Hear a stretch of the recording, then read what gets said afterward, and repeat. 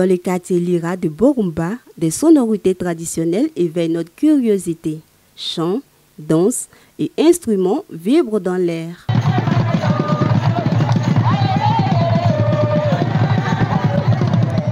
Nous sommes au Gbono Festival, première édition. Un événement qui célèbre les cultures et traditions africaines, notamment du peuple Dega de Borumba. Nous avons voulu sortir cette manifestation de son caractère sobre pour le rendre populaire, lui donner de la notoriété afin de permettre à la jeune génération de mieux s'imprégner de la culture Dega. Pour cette première édition organisée par les fils et filles du peuple Dega du quartier Lira de Borumba, les rideaux sont ouverts sur 6 jours, du 4 au 9 novembre 2024. Une première édition placée sous le thème « Un peuple, une culture, une identité ». Gbono Festival, une cérémonie de réjouissance en pays Dega qui se tient entre le mois d'octobre et novembre de chaque année. Cette cérémonie annuelle répartie sur 3 grands principes s'étend sur 6 jours. Cette fête repose sur 3 principes. Le premier, c'est le couronnement d'une année de travaux champêtres. Deuxièmement, l'évocation des ancêtres et la commémoration de nos morts. Troisièmement, les projections sur l'année agricole à venir. Autour de ces 3 principes se greffent différentes activités qui meublent cette semaine de festivités, telles que les cérémonies de libation en l'honneur de la terre nourricière et des ancêtres, le partage de repas dans chaque grande famille autour de leurs chefs respectifs, des nuits de contes, des prestations de chant et danse du monde culturel Dega, etc. En somme, la célébration de Gbono est un moment de partage et de paix, puisqu'elle permet aux fils et filles et fils de Lira de marquer leur attachement à leur famille et à leur communauté. Une première édition parrainée par Zanga Coulibaly, président de la CONASU, Coalition nationale pour le sursaut, empêché pour contrainte d'agenda. Il s'est fait représenter par Danyogo Aboubakar. Dans son discours, le représentant du parrain s'est dit très heureux de voir la culture Dega en éveil pour promouvoir le vivre ensemble entre les différents peuples. Je salue le peuple Nafara ici, je salue mes parents. Votre fils est là, je vous salue. Et je remercie aussi tous nos parents de Borumba pour cette solidarité autour des différents peuples. Vous êtes formidables.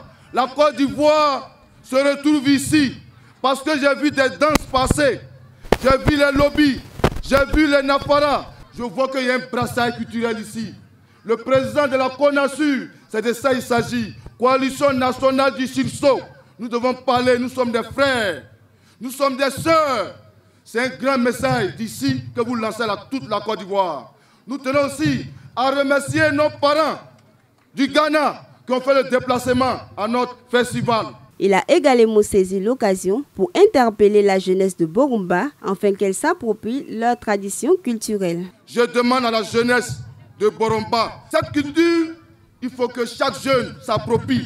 Le festival Borumba, le président Zanga, me charge de vous dire qu'il va porter ce festival. Toute la Côte d'Ivoire va entendre parler de Borumba et de votre culture. Soyez rassurés les uns les autres. Le premier magistrat de la ville aux 1000 mosquées, Ouattara Azumana, invité spécial à cette occasion, vu son agenda très chargé, s'est fait représenter par Mouroufié Kofi Maison, l'un de ses conseillers municipaux. Au nom du maire de Bondoukou, Mouroufié a félicité le chef du quartier Lira, Dada Diop II, les cadres et la population dans son ensemble pour l'avoir associé à cette grandiose activité culturelle qui donne la chance à la région du Kontoukou de parler d'elle. Il a interpellé la jeunesse du village à être sage pour un modèle de respect mutuel, gage d'une cohabitation pacifique et un ciment d'un mieux vivre en communauté. Monsieur le maire de la commune de Bondoukou, il nous a demandé d'exprimer sa fierté à Dakoro Diop II pour le fait de l'associer au Gbono Festival 2024.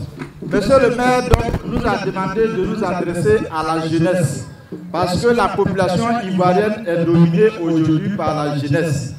Alors, c'est la jeunesse qui a porté monsieur le maire à la tête de la commune de Bondoukou. C'est pourquoi, chers amis jeunes, monsieur le maire, il a créé une association qu'on appelle la JCB. c'est-à-dire jeunesse consciente de Bonloukou. Et comme nous sommes à Boromba, on pourrait paraphraser pour dire jeunesse consciente de Boromba. Alors qu'est-ce qu'une jeunesse consciente? Une jeunesse consciente, c'est une jeunesse qui respecte tout le monde, à commencer par les plus petits que soi. Et les aînés, là, on n'en parle pas. Le chef du village, les présidents de mutuelles, les présidents de l'association, un jeune qui est conscient doit les respecter. Il doit travailler. Il doit aller au-delà de ce que nos parents ont fait. Jonas Kwame Kouman, cadre de Borumba, présent à cette première édition du Gbono Festival, a profité de l'opportunité pour interpeller les fils et filles à s'orienter vers la culture d'Ega. Il y en a qui n'ont jamais vécu les fêtes de Gbono. Il y en a qui n'ont jamais vécu parce qu'ils sont nés à Abidjan, ils sont nés à l'intérieur du pays. C'est rarement qu'ils viennent au village. Donc pour nous, c'est l'occasion pour eux de venir se ressourcer dans notre culture. Je lance ici un appel à nos jeunes cadres. C'est pour eux qu'on le fait. Faire du Gbono Festival une vitrine culturelle pour le village est une priorité pour le peuple d'Ega de Borumba. Il faut rappeler que le peuple d'Ega, situé dans la région du Kontouko en Côte d'Ivoire, est réparti dans 3 villages, en l'occurrence Borumba, Motiamo et Zakala.